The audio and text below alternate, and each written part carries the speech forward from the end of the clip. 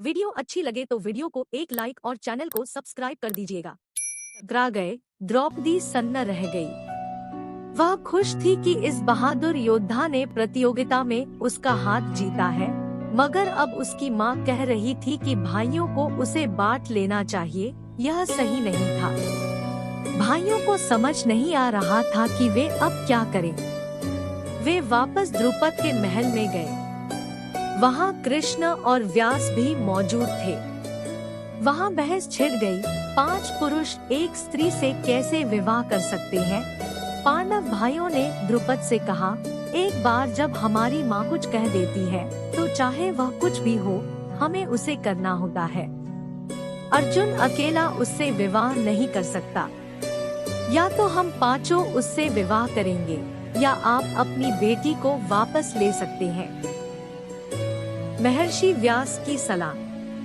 द्रुपद के लिए यह बहुत अपमान की बात थी कि कोई स्वयंवर के बाद उनकी बेटी को लौटा दे।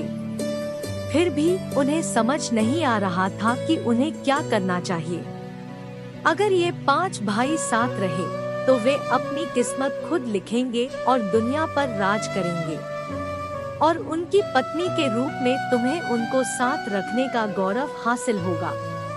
लोगों ने कृष्ण से सलाह मांगी, मगर वह जानबूझकर मौन रहे और मुस्कुराते हुए छत की ओर देखते रहे। द्रौपदी व्यास के चरणों में गिर पड़ी और बोली, आप एक ज्ञानी पुरुष हैं।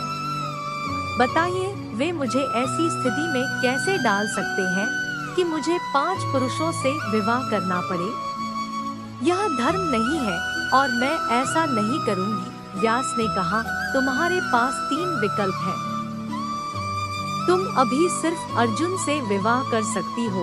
वह तुम्हें ले जाएगा, तुमसे प्रेम करेगा, मगर कुछ समय बाद उसे इस बात का अफसोस होगा क्योंकि तुम्हारी वजह से उसे अपने भाइयों और माँ को छोड़ना पड़ा। वह अफसोस धीरे धीरे कड़वाहट में बदलेगा जो समय के साथ नफरत में बदल जाएगी। उन्होंने आगे कहा, ज्यादातर पति पत्नी ऐसे ही रहते हैं। शुरुआत में यह बहुत बढ़िया प्रेम संबंध होता है,